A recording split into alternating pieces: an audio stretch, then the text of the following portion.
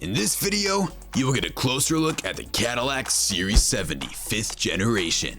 An overview, its origin, price range, and more, so stay tuned.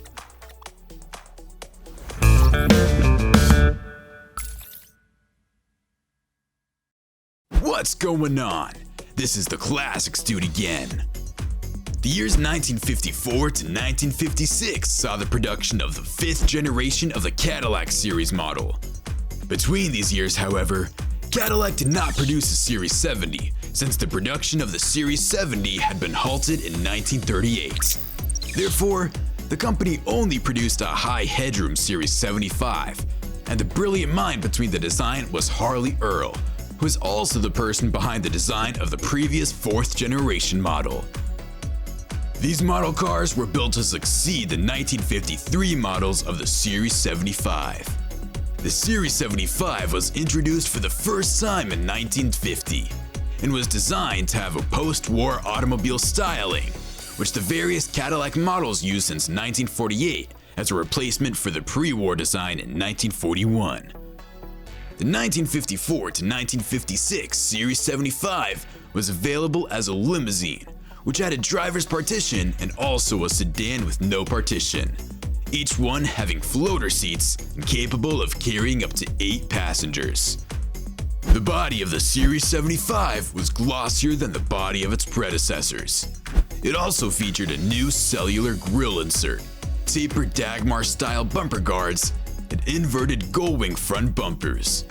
It came with 2 round jet-style exhaust outlets, which were integral to the vertical bumper extensions.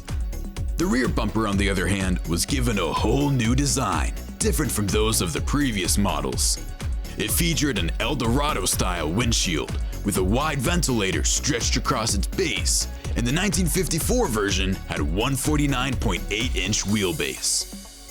In 1955, Cadillac redesigned the grille of the Series 75 to have a wider space in between the blades. It also had a more unique trim in comparison to other models. There's a horizontal rub molding running from the front parking light housings and stopping at the trail edge of the front door. It retained the high headroom appearance of the 1954 model, and a Fleetwood script was placed on the deck lid at the rear of the car. Both the limousine and sedan retained jump seats. However, the Imperial limousine had a glass driver's partition that was operated hydraulically. Another redesign of the grille in the Series 75 came in 1956 with a finer texture, and the parking lamps placed below the wing guards. There were 2 grille options for buyers to select from. One was a gold finish and the other one was a standard satin finish. The 1956 model had a narrow chrome molding and 9 vertical louvers. It retained standard equipment and the style of the previous model, which featured auxiliary seats for the sedan and limousine, while the Imperial limousine had a glass driver's partition. Between 1954 and 1956, 3 different engines were used on Series 75. The 1954 model ran on the 331 cubic inch, 5.4-liter OHV V8 engine from the 1953 model. However, its output was boosted to produce 230 horsepower, 172 kilowatts. The same engine was used for the 1955 Series 75, but output was further increased to deliver 250 horsepower, 186 kilowatts, although there was an optional double 4-barrel carb setup, which generated 270 horsepower, 201 kilowatts. A different engine was used in 1956. It was a 365 cubic inch, 6-liter OHV V8 with an output of 285 or 305 horsepower, 213 or 227 kilowatt. In 1955, one feature that became standard equipment in the Cadillac Series 75 was the Hydromatic automatic transmission. These cars were high model cars, and the company produced quite a lot of them.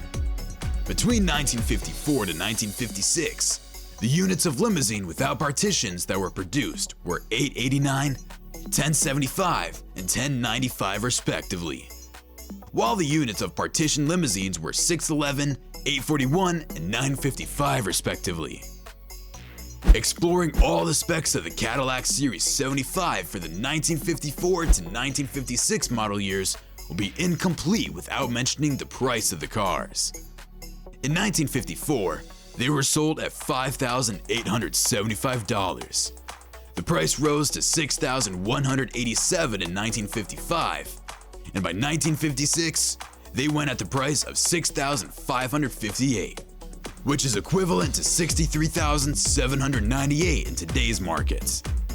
That's all for today, guys. I'm sure you love this video, so hit the like button and stay tuned for more classic car videos.